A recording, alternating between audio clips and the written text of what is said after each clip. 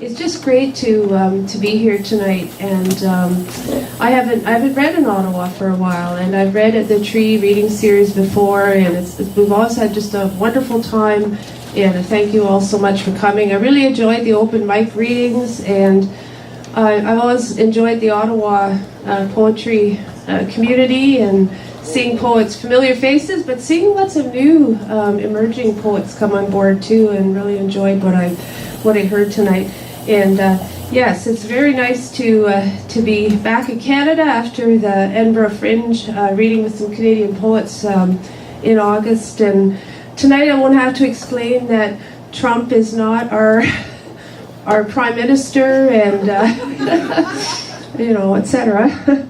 And we're reading with Canada's parliamentary poet George Eliot Clark, and sometimes they would have a question and answer period, and at the Seamus Haney home place, George was in really, really fine form. Somebody asked a question about, okay, you know what's coming, right? Canadian identity. And I think it was about 40 minutes later, and it was pretty awesome. And it was a warm night like tonight, and George said at one point, and this, I thought, I just had to stay control. I'm going to fall off my chair laughing to death now. Because George said, actually, we don't agree on anything except animals. The beaver, So I don't have to explain any of that tonight, so I'm really, really thrilled to be here. And I'm also really honored to read with David. He's a poet whose work I've admired for many years, and you heard it, right? He's the real deal. So I'll read 3 poems from this collection, Bedlam Cowslip, the John Clare poems. And as you probably know, John Clare was an English poet, lived from 1793 to 1864. I was drawn to him because I grew up on a farm in Ontario, and we kind of scrabbled along, and John Clare was an agricultural person and self-taught. First book of poems came out in 1818. It kind of made a big splash. She was, the peasant poet, the rural poet, and people romanticize that, right? So it's all very interesting. And like a lot of us poets, John Clare, in 1818, his book made a big hit, and he thought, well, I don't have to dig ditches anymore. I can be a poet. Man, this is great. Like, I'm just going to get up and write poetry every morning. But didn't work out that way. Yeah, surprise. And he did sadly spend the last 20 years or so of his life in what was then called a lunatic asylum, in air quotes, an institution. So it's kind of a sad story, but I was obsessed with him for some time. John Clare in Love, 1818. He first saw her from afar, tramping across the field, a kind of moving statue, a girl heavy in good places. He scrambled up a pollarded tree to mark her shape and direction. He'd fallen from trees before. This time, despite the ail, he hung on. Even from a distance, he knew she'd look fine, milking cows. Her sturdy form, those hands would draw the milk, would work the teats. High in the tree, he was more besotted than a bird, and happier. His eyes followed her vanishing over the grassed horizon. He climbed to earth, penned 2 poems to her beauty. Anyone in love will recognize this, the heart's highest moment, this ledge of clock before the beloved's mouth opens, and awry things go and go until the end of time. But there'd be buckets to fill with wildflowers, the greensward to harvest, before that befell them, her name to discover. Could she love a lime burner? Like any decent girl, she'd send him away, but he'd return. Until then, in his choking shifts at the kiln, she'd cross that pasture in his mind 1,000 times, and what he began to think was, she walked like someone who could read.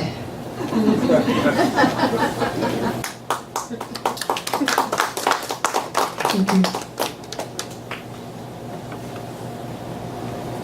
So what did you do in rural England on a Saturday night if you were wanting to go out and have a few pints of beer? Well, apparently you could go to these kind of underground clubs, and it was a bit like Fight Club. So what they would do there was fight, and there is some violence in this poem, and these were pretty wild places apparently, and John Clare did enjoy going out to see the fights, so it's just a really kind of weird one-off kind of poem. To the prize fighters. All the great comet-fisted men he sings, real Englishmen, bare-handed hitters, no jeweled European lance or silk-dusted blade for his lads. Drip his nostalgia all over the pugilistic page. Let them censure. Lord, he remembers them all. Nobber the duelist, First Blood Fred, Death the Dyke Man, Terrible Tin Man, Gruesome Gaslight Man, Hedger from Hell, the Butcher, Burly Bowie, no other Chancery Lock like his. Fame, fame, fame, fame, fame. One-Eyed Chicken, Dangerous Dan Mendoza, Jack Randall, Jack the Thrasher, Jack the Sailor, the boxer who called himself Winter, the boxer who called himself Spring, the punch-drunk striker who knew not the season, yet staggered forth for more. I am but the awful, Spondee the spontaneous scythe, Cowslap the gravedigger, what foul delicious words sprung from his tongue, Sonnet the stomacher, Trokey the pounder, even Hazlitt had his hits, a palpable hit. How it stirred the sounds of his countrymen's cracking ribs, hits well taken, and him inside his roped sonnet slab, hooking back hard from the corner, pummeling the enemy Volta. So some of the names in, I really like catalogs. I like, talkie poems, catalogs, list poems. So some of the names of the fighters in that poem were actual real fighters, and they were like rock stars in that culture. Other names, I'm a geek, so I love doing historical research. It's just fantastic. Other names I made up, so you could probably tell which ones I made up and which ones are real people. I'll read one more from this collection.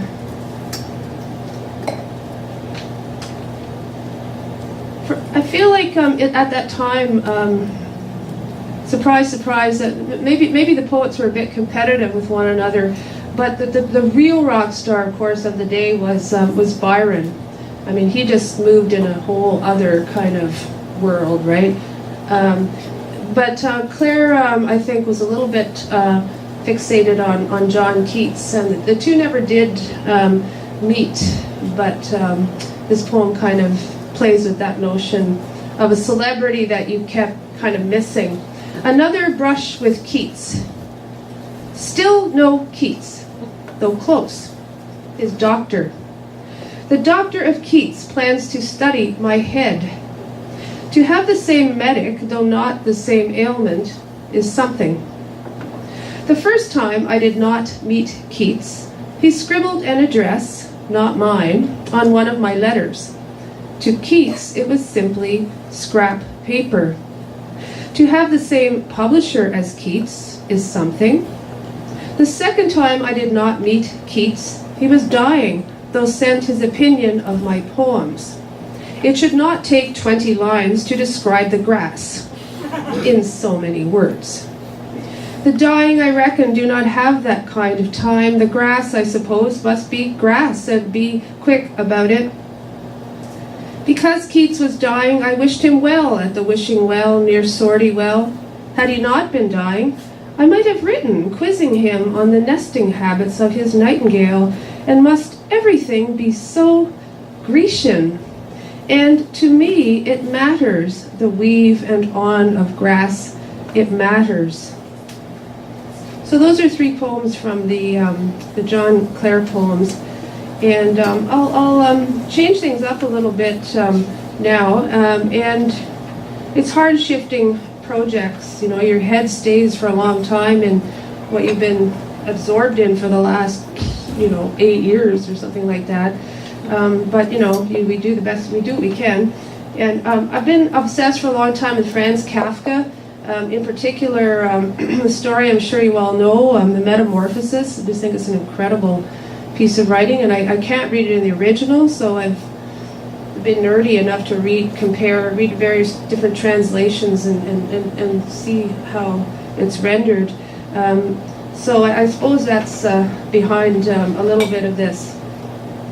And in Regina at the Folk Festival, they release hundreds and hundreds of dragonflies, and it totally freaked me out. Last year I went to it because I was kind of scared of insects, especially ticks. I live in Saskatchewan, so, well, we have them here too, but suddenly all these things are flying around. And what? I said to my friend, what are they, drones? What the heck? And she said, no, they're dragonflies, they're eating all the mosquitoes. And it was just such a beautiful kind of sight, so I kind of started doing looking into what these creatures are. It's quite extraordinary. Ontario in the afterlife. One day your exoskeletal seam splits, rips irreparably, dear old sheath, dermis, loyal husk. The good news, you now brandish 4 wings, enormous eyes. The bad news, you have 2 months to live, and dating can only transpire mid-air. What genre are you? Skimmer? Cruiser? You're pretty sure you can shoot water out your posterior. Nifty party trick. And such wing surges. Might you play accordion? Better still, be a flying accordion. Eat the orchestra. This crosswinds your think cavity. So terribly famished are you now? They're severe against nostalgia, and yet sometimes it flickers before you like a picture show. The human beat. Sunday drives through scruffy hills, bush athrum with green darners, Jackson Pollock with trilliums, the Marmora man renowned for his dragonfly photographs. You could have been art. It's really, as Lorna Crozier once said, thank you, lone clapper.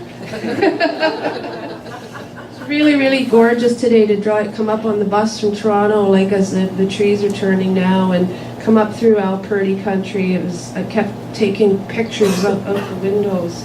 Just lovely. So just as the New York Times announced that personal essay is dead, I started to write personal essays. I've always been out of sync, kind of, actually, sadly out of sync. So apparently the personal essay is dead. But I'm kind of having fun writing them, and nonfiction is something I was scared of for a really long time, but I'm just playing with it now. And Catherine Olin, a poet in Vancouver, is doing an anthology called Locations of Grief. So I had quite a dry spell of my writing, so I started to just play around a little bit, and it's a hot night. I'm not going to read the whole thing. I'll just stop when I feel like people are asleep. So this piece is called Buried in the Backyard, or I Was a Graceland Zombie. Ma'am, step back inside the circle now. The burly security guard's commando voice shuffles my feet back within the designated spot for taking photographs at Graceland. Whoa, hardcore, no sense of humor at all. I'd only wanted a closer, more intimate shot of the Corinthian columns framing the front door of Elvis Presley's mansion.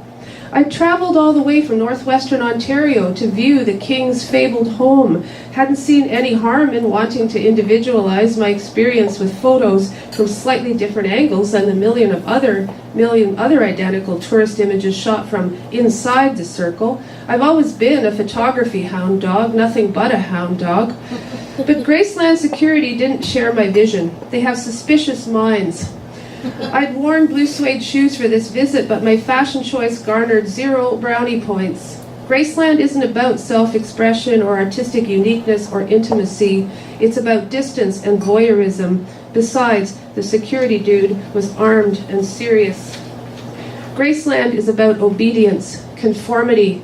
I obeyed, snapped the same photo as the thousands of tourists who soft-foot it through the king's home-turned-museum each year. I thought Graceland would be a kitsch, fun, ironic experience. I'd heard so much about the mansion's jungle room with its Polynesian vibe. I wanted to see it for myself. And the mansion's rooms that must surely resemble where the Beverly Hillbillies lived. I longed for marble, shag carpet, taxidermy, gold lame. Silly old 20th century me. Graceland is solemn, suffocating, lugubrious. Americans take their celebrities seriously. I mourned the death of humor, pleasure, irony. Entering Graceland felt a lot like walking into a funeral home, heartbreak hotel. That day in 1995, when the armed guard put me in my place, literally, it was so smoking hot in Memphis, only hotter tonight in Ottawa. That's not in the essay. I thought, do I have anything hot to read? Like hot, hot, hot. Well, picture Memphis in July. Steam whisked from my ears, so torrid I couldn't think straight. Graceland's colonial revival lines weren't built for thought or imagination, it seemed. I'd fantasized about embarking on a zany adventure, hopped on a big purple jet operated by a now defunct airline, winged my way from Ontario's northern wilds to Toronto. A friend joined me in Toronto on the flight to Memphis. That city's sultry streets swarmed with bikers at some outdoor motorcycle convention. Bizarrely though, even though my friend and I both went to Graceland, my memory of it now, 22 years later, is feeling completely alone there. Except for security dude's barked directive to stay inside the photograph circle, and afterward, when my friend and I bought tacky Elvis souvenirs at Graceland Plaza, teddy bears, that sort of thing, comic relief. The truth is, Graceland turns you into a zombie. It's a relief when it's over. Graceland as a signifier, a fantasy in your mind, differs from the real place. The real place body snatches you, plunges you into grief for your kooky old self, the impulsive person who enjoys feeling a bit subversive by stepping over the line, outside the designated photograph circle. I couldn't breathe in those rooms where everything is so grossly out of scale, where the sole decorating principle is excess, furniture designed for a giant, and why wouldn't it be? It's the king's castle. The architectural style of Graceland isn't called colonial revival for nothing. The gray people with their cigarette faces back in Graceland Plaza, watching the same Elvis movies over and over. The movies run on a continuous loop. We're zombies too. Now's as good a moment as any for my confession. When I jumped on the big purple plane Graceland bound, I didn't know Elvis is entombed in his backyard, along with other family members in the meditation garden, monitored by closed-circuit cameras and staff security. I am the dumbest tourist I know. I never do research beforehand. I like going in fresh, with no context. I like to be surprised. Otherwise, why make the trip if you already have all the information? After all the cordoned off areas, glass-caged vinyl records, and pistols, there may not have been pistols. That may be an embellishment on my part, a blur of memory.